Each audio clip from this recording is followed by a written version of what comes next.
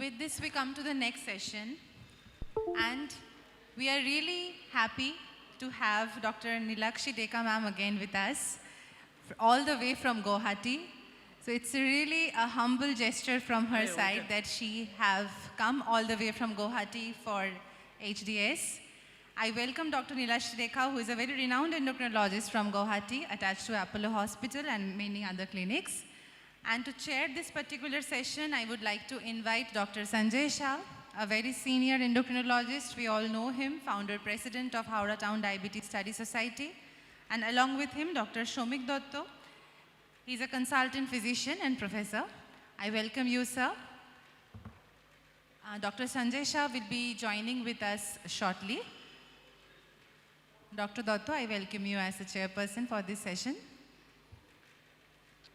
I request Chairperson, sir, to kindly introduce our speaker. Good evening, everyone. Welcome, Nilakshi. After strong arguments, whatever I have heard in between Odindom and Anirban on Flogins, now House has become, I think, empowered, recharged with lot of old and new data.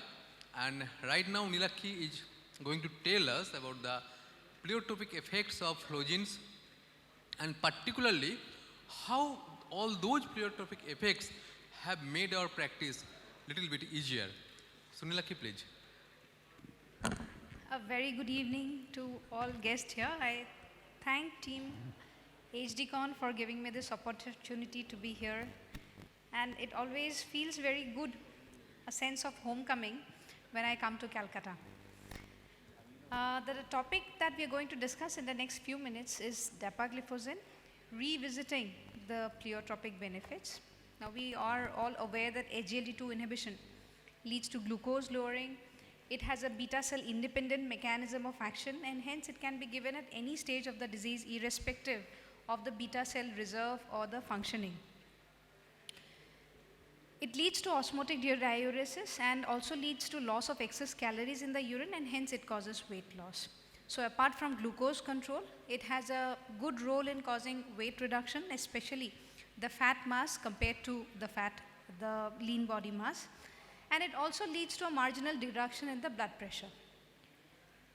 In the recent years, there has been a landscape transformation from a glucocentric approach to a more cardio-renal metabolic approach in managing type 2 diabetes. And so there's a changing perspective. Now when we speak about the cardio-renal metabolic approach, why in the first place is the cardio-renal metabolic approach important? Why do we need that? It is because of the fact that type 2 diabetes is very closely interrelated to cardiovascular diseases and chronic kidney disease, and the presence of both of these complications can actually accelerate the time to CV death. In fact, chronic kidney disease and heart failure are the most commonest manifestations of people with type 2 diabetes. In India also the situation is very grim. If you look, there's a 51% prevalence of stage 1 CKD, but only 2% are diagnosed in the stage 1 stage. Hence, the greatest opportunity to slow the CKD progression is early detection. And how do we do that? We do that by estimating the eGFR and the urine albumin creatinine ratio.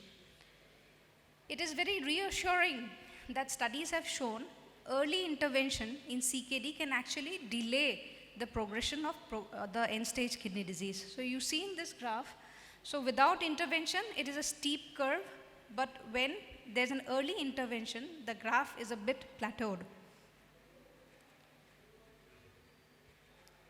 Again, heart failure is very important manifestation of type 2 diabetes, and a patient with HFrEF may improve to moderately reduced ejection fraction and then come to preserved ejection fraction. Likewise, a patient with heart failure with preserved ejection fraction may actually deteriorate into moderately reduced ejection fraction and then go into heart failure with reduced ejection fraction. And what are the factors that facilitate the progression of these heart failure is the presence of diabetes and higher NT-proBNP levels. The presence of heart failure in patients with type 2 diabetes is again another ominous finding, because that accelerates the time to death. So if you see in this slide, patients without heart failure, they live longer compared to individuals who have incident in diabetes with incident heart failure. So our idea is to control glucose, but beyond glucose, there are certain other fields or areas where we need to intervene and act early to protect the kidney and the heart in patients with type 2 diabetes. Considering these evidence which has come from the SGLT2 trials, let us see what the guideline recommends. So this I have included as 2022 KDIGO guideline to emphasize the fact that in the 2022 guideline, KDIGO had included metformin as first line agent for the treatment of chronic kidney disease along with SGLT2 inhibitors. But this year, 2024 guidelines, KDIGO guidelines have omitted metformin and included SGLT2 inhibitors as the first line agents to control the progression of CKD along with good control of blood pressure and use of statins in those category of patients who have dyslipidemia or an enhanced atherosclerotic cardiovascular risk. When it comes to HFrEF and HFpEF, we saw our previous speaker Arindam Roy speaking the role of SGLT2 inhibitors in HFrEF as well as HFpEF. Interestingly, HFrEF has multiple modalities of treatment like beta blockers, ARNI, or the use of diuretics, SGLT2 inhibitors. But when we speak about HFpEF, the treatment options are very limited, and it is only SGLT2 inhibitors along with diuretics as a symptomatic treatment which have found to be the only proven effective treatment of HFpEF. So there is multiple treatment in HFrEF, but limited treatment options in HFpEF, and SGLT2 inhibitors they have a key role in the management of HFpEF. In the management of diabetes, undoubtedly SGLT2 inhibitors have been recommended by all guidelines, especially in those patients who have predominantly heart failure or chronic kidney disease. And dapagliflozin has evolved as an anti-hyperglycemic drug, and over the years it has conquered grounds in heart failure, it has conquered grounds in CKD, heart failure with preserved ejection fraction. So it is a leading treatment option amongst the various SGLT2 inhibitors that are currently available. As regards glucose control, it brings about a good glucose reduction and it has a sustained action over the years. HbA1c reduction was sustained over a period of 4 years. Coming on to the cardiovascular outcomes with dapagliflozin, now the DECLARE showed clear benefit of dapagliflozin in reducing hospitalization for heart failure and also reducing the progression of CKD. In fact, DECLARE was one of the largest trials with primary prevention patients, the kind of patients which come to our clinic as an outdoor patient, because not all of the patients who come to our clinic as a diabetologist or endocrinologist have a myocardial infarction. They mostly have multiple risk factors, and in these group of patients, dapagliflozin have shown a very important protective role. In DAPA-CKD, it was the first trial to study the cardiorenal effects of SGLT2 inhibitors, not only in patients with diabetes, but also in those who did not have diabetes. And in both these categories, dapagliflozin showed a remarkable benefit to reduce the all-cause mortality in patients having CKD with or without type 2 diabetes. Furthermore, there were consistent cardiorenal benefits which was observed regardless of the glycemic status. In HFrEF again, the molecule dapagliflozin proved its merit in prevention of progression of moderately reduced ejection fraction and reduced ejection fraction. So DAPA heart failure showed improvement. Dapagliflozin in the DAPA heart failure trial, dapagliflozin showed statistically significant improvement as early as day 28 when the curves began to separate. Likewise in DELIVER trial, which was done with dapagliflozin in heart failure with preserved ejection fraction, the benefits were seen, statistically significant benefits were seen as early as day 13. And there was an 18% reduction in the relative risk reduction for CV death, hospitalization for heart failure or urgent heart failure visit in patients who had preserved ejection fraction. So we see that dapagliflozin has a role across the spectrum of heart failure, be it heart failure with reduced ejection fraction, be it heart failure with moderately reduced ejection fraction, or be it heart failure with preserved ejection fraction. It has both a preventive role as well as an intervention kind of a role. When it comes to chronic kidney disease, the cardiac, kidney, and metabolic profile, not all SGLT2 inhibitors are the same. As regards the glycemic parameters, dapagliflozin had a better effect in reducing new onset diabetes, in reducing all-cause mortality, CV death, heart failure in primary prevention, or CV death in HFrEF, whereas similar findings were not seen with empagliflozin in the respective trial.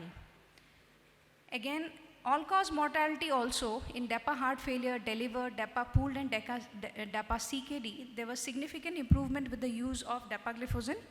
But with empagliflozin, in EMPEROR reduced, EMPEROR preserved, EMPEROR pooled, or EMPA kidney, it did not have a significant, statistically significant role as regards all-cause mortality.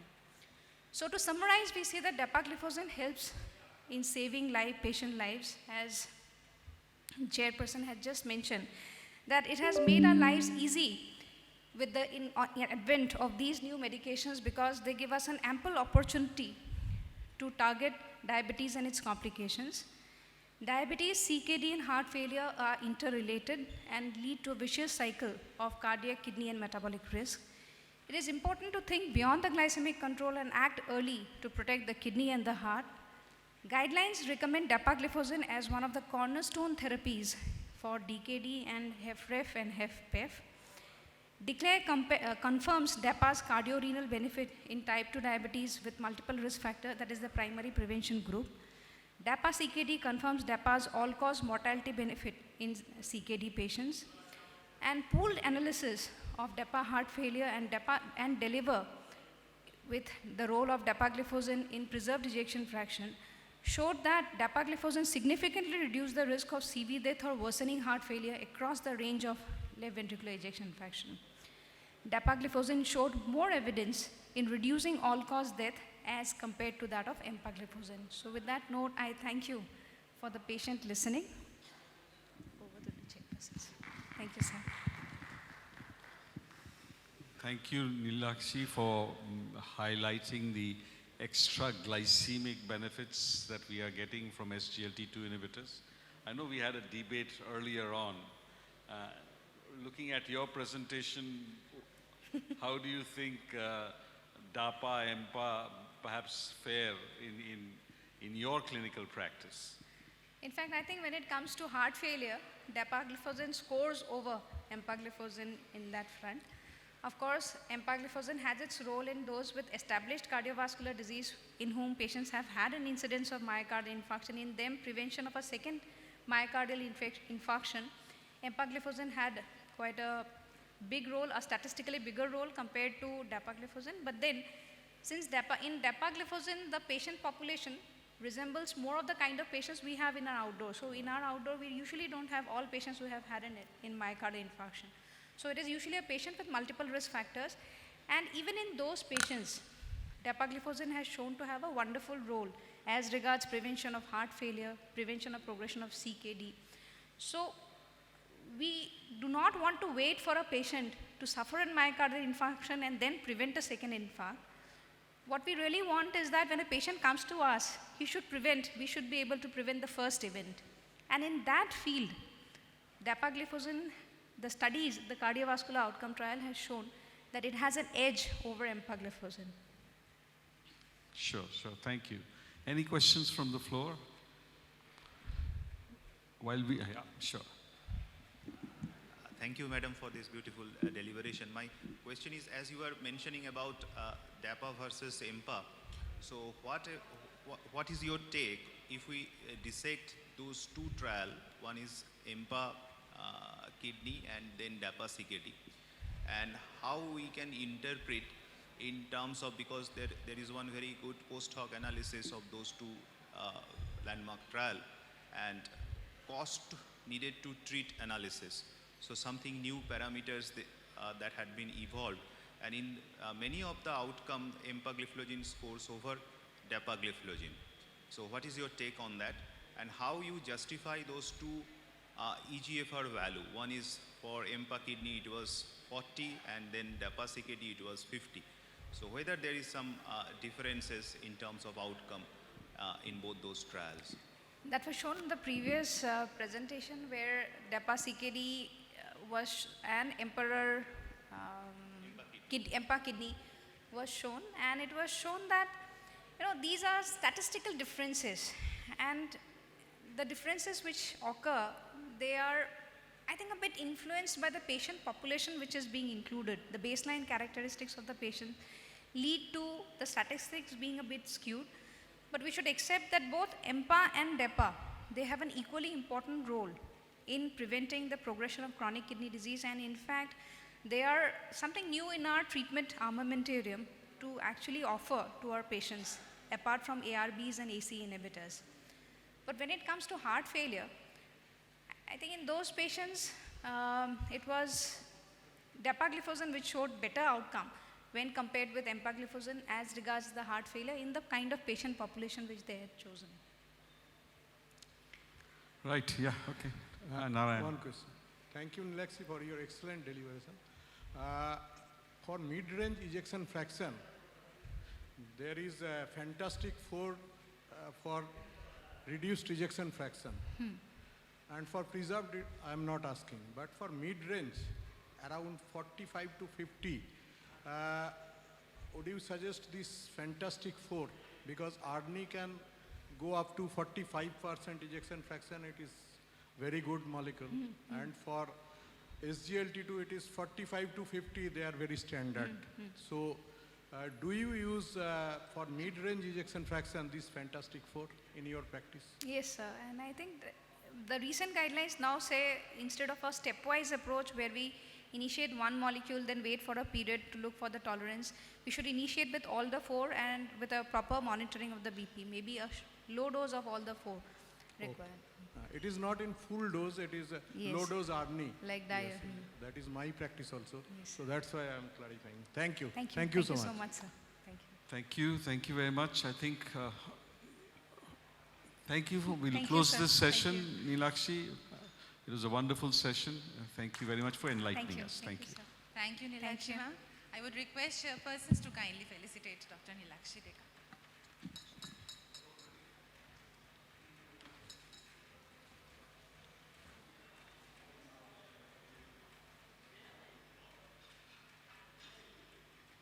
I would request Founder President Dr. Shah to kindly felicitate Dr. Shomik Dutta.